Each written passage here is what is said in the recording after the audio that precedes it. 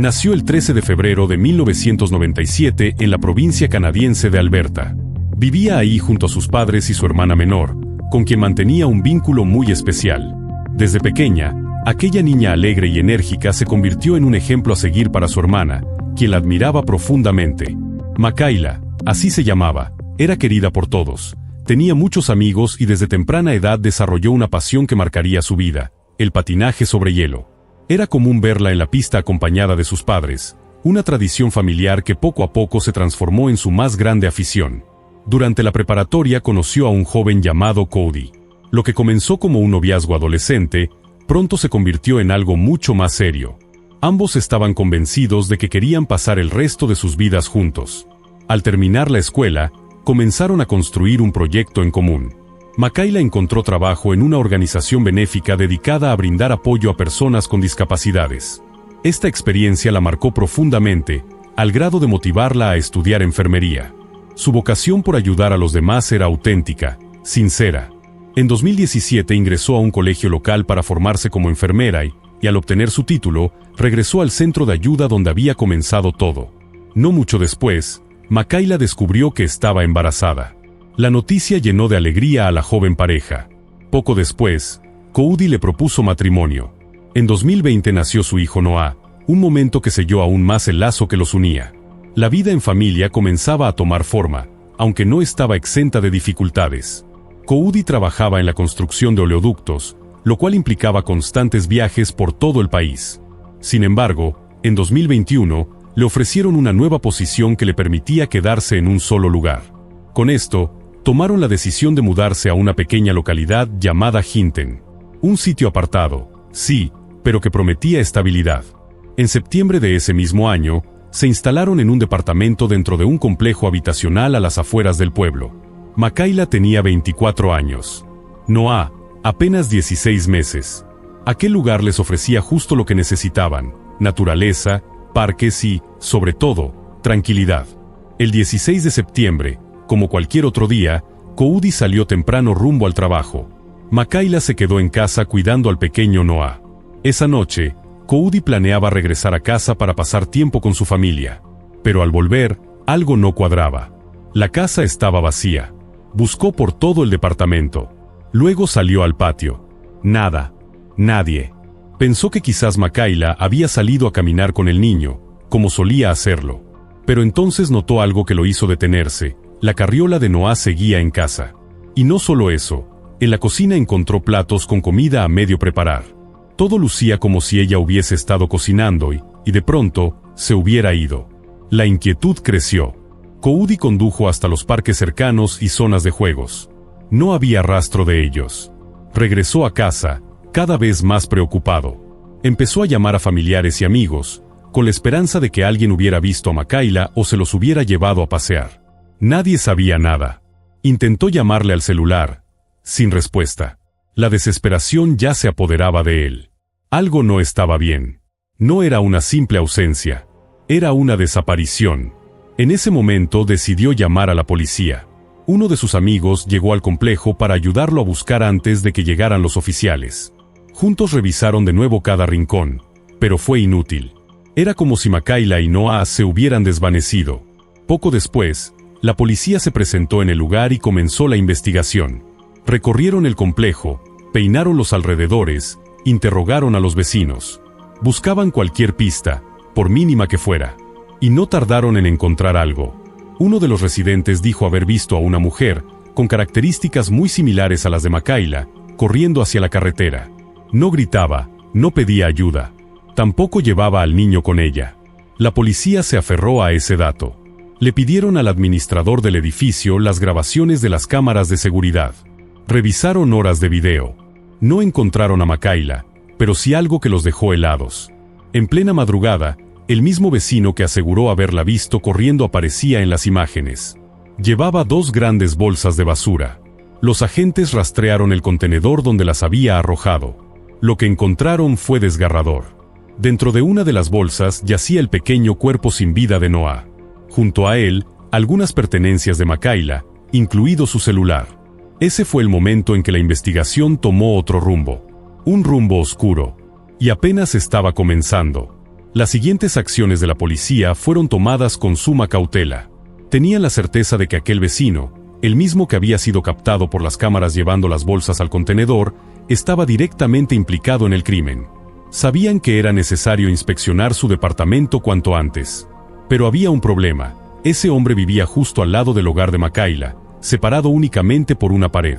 En ese momento, Coudi y otros familiares seguían ahí, al otro lado de ese muro. Los oficiales comprendían que lo que podrían encontrar dentro del departamento vecino podía ser aún más desgarrador. Por eso tomaron una decisión crucial. Pidieron a Coudi y a sus familiares abandonar temporalmente la vivienda, bajo el argumento de que necesitaban hacer un análisis forense minucioso del lugar. No le dijeron nada sobre lo que acababan de descubrir a escasos metros: el cuerpo sin vida de su hijo. En cuanto Coudi se marchó, los agentes se dirigieron de inmediato a la puerta del sospechoso. Tocaron. Él abrió. Le solicitaron permiso para revisar su apartamento. El hombre, sin oponer resistencia, accedió. Lo que los investigadores encontraron fue aterrador. En el baño, tendido en la tina, yacía el cuerpo desnudo de Makayla. Fue entonces que Robert Major, de 53 años, fue arrestado en el acto. La escena era devastadora. A partir de ahí, los detectives comenzaron a reconstruir el horror. Mientras esperaban los resultados forenses que confirmarían las causas exactas de la muerte, comenzaron a hurgar en el pasado de Robert. Lo que encontraron fue un historial criminal que se extendía por décadas. Más de una veintena de veces había enfrentado cargos, casi todos relacionados con abuso sexual. Y a pesar de ello, nunca pasó un tiempo significativo tras las rejas. Durante su tiempo bajo custodia en ocasiones anteriores, psiquiatras habían evaluado a Robert. Él mismo admitía, sin pudor, que sentía placer cometiendo aquellos crímenes. Las autoridades lo sabían. Lo tenían por escrito. Y aún así, en 2016, tras decenas de casos, lo dejaron en libertad. La única medida que tomaron fue advertir al público sobre su peligrosidad. Le exigieron registrarse como delincuente sexual, le prohibieron vivir cerca de mujeres, niños, escuelas o parques, y le impusieron restricciones para no abandonar su ciudad de residencia, ubicada a más de 300 kilómetros de Hinton. También debía presentarse regularmente ante la policía. Pero todas esas restricciones se desvanecieron con el tiempo. La legislación canadiense permitía eliminar a un individuo del registro si no reincidía durante un año. Así fue como Robert desapareció del radar. Se mudó a Hinton, se instaló en un complejo habitacional repleto de familias y niños, y nadie, ni los policías locales, ni la administración del edificio, tenía forma de saber quién era realmente. Mientras tanto, los expertos forenses concluían el análisis de los cuerpos. Robert, por su parte, confesó parcialmente los hechos desde los primeros interrogatorios. Sus declaraciones dejaron helados incluso a los detectives más experimentados. La historia se comenzó a esclarecer gracias a esas confesiones y al testimonio de algunos testigos. Aquel día, en la mañana, Makayla y Noah salieron a pasear al parque cercano. Al regresar, fueron interceptados por la administradora del edificio, quien quería hablar con ella sobre una queja menor. Debido al trabajo de Coudi en las obras de los oleoductos, su ropa y calzado solían acumular bastante lodo, dejando rastros en el pasillo. Le pidió a Makayla que lo limpiaran. Ella aceptó de buena manera y prometió encargarse de ello. Después de esa conversación, volvió a su departamento. Acostó a Noah para que durmiera un rato y comenzó a preparar la comida. En ese momento, según la administradora, alguien tocó a la puerta de Makayla. Era un hombre. Se escuchó una voz masculina ofreciendo su ayuda para limpiar el corredor. La administradora no alcanzó a oír nada más.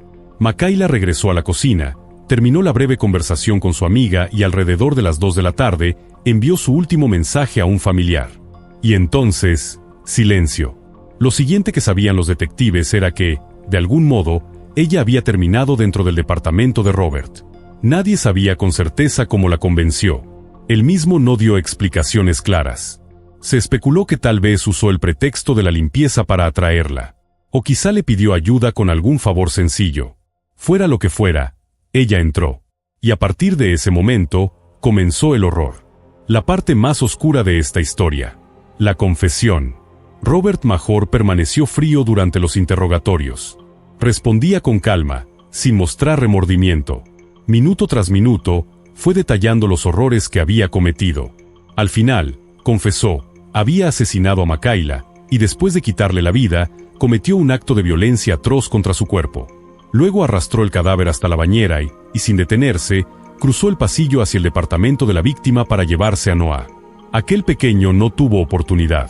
También fue asesinado. Los detalles precisos de lo que Robert hizo con él y de lo que ocurrió en ese baño son de una brutalidad imposible de narrar sin romper los límites de la censura. Por respeto a las víctimas, esos aspectos no se relatarán aquí, aunque fueron documentados en su momento por la investigación. Lo que sí se sabe es que, tras consumar sus crímenes, Robert metió el cuerpo del niño, junto con la ropa y pertenencias de Makayla, en bolsas de basura, que más tarde arrojó al contenedor del complejo. Lo más escalofriante es que no parecía tener ningún plan posterior. Simplemente dejó el cuerpo de Makayla en su bañera y actuó como si nada hubiera pasado. Incluso intentó desviar la atención de los detectives con una historia absurda, diciendo que había visto a la mujer salir del edificio en dirección desconocida. Sobre los motivos que lo llevaron a cometer semejante atrocidad, no hay una versión oficial clara.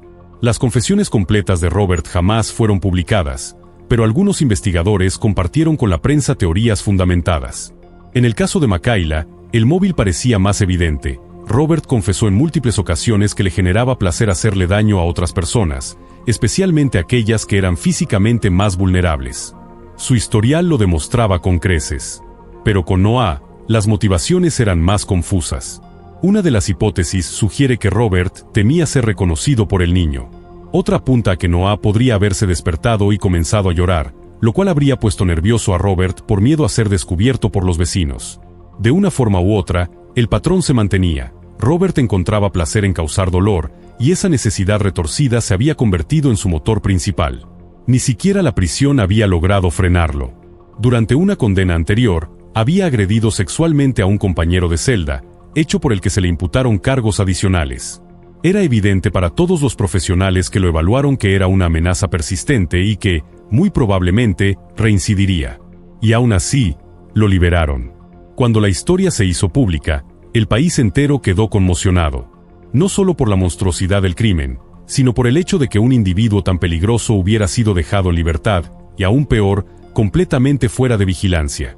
La indignación creció aún más cuando se conocieron los detalles del proceso judicial. Robert jamás negó su responsabilidad. El juicio fue breve, pero antes de conocer su condena, pronunció una última declaración que heló la sangre a todos los presentes. Dijo con voz firme que merecía estar encerrado por el resto de su vida, que él mismo sentía miedo de lo que podría hacer si alguna vez volvía a estar libre. Y, sin embargo, en un giro desconcertante, aseguró que se consideraba una buena persona, a pesar de todo lo que había hecho. Fue sentenciado a cadena perpetua. Pero incluso ese castigo trajo consigo una sombra. La ley canadiense le otorgaba la posibilidad de solicitar libertad condicional después de 25 años. Si llega a ese momento, tendrá 78 años, y no existe garantía alguna de que, aún a esa edad, no siga siendo una amenaza para quienes lo rodeen. La indignación pública se transformó en acción. Coudi, devastado por la pérdida de su esposa y su hijo, junto con otros familiares, decidió no quedarse de brazos cruzados. Se sumaron a una iniciativa para modificar la ley, impulsando un proyecto nombrado en honor a Noah. La propuesta buscaba reformar el sistema desde sus bases, que el Estado vigile de por vida a los delincuentes reincidentes, y no solo durante un corto periodo después de salir de prisión. Además, planteaba que el registro de criminales sexuales se hiciera público, para que cualquier ciudadano pudiera saber si un individuo con antecedentes peligrosos vivía cerca de él. Un cambio necesario. Un cambio por justicia. Un cambio por Noah. Pero incluso ese intento por cambiar las cosas enfrenta obstáculos. A pesar del clamor público, de la indignación colectiva y del dolor que cargan los familiares de las víctimas, la aprobación del proyecto de ley Noah Slab, como se le conoció, no ha sido un camino sencillo. Han pasado ya varios años desde que se presentó la iniciativa, y hasta el día de hoy, sigue sin ser aprobada. Las familias, encabezadas por Coudi, no han dejado de luchar. Han ofrecido testimonios, asistido a audiencias y hablado con legisladores, exigiendo que el sistema deje de proteger a quienes han demostrado ser una amenaza recurrente para la sociedad. Pero el avance ha sido lento, casi estancado. Y lo más alarmante, no hay certeza alguna de que este proyecto llegue a convertirse en ley algún día.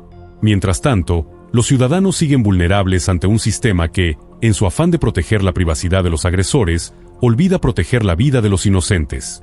¿Y tú? ¿Qué opinas sobre esto? ¿Crees que es justo que alguien como Robert Major haya podido esconderse a plena vista, protegido por el silencio legal, mientras dos vidas inocentes eran brutalmente arrebatadas? Déjanos tu opinión, porque a veces, solo haciendo ruido, se puede empezar a cambiar la ley.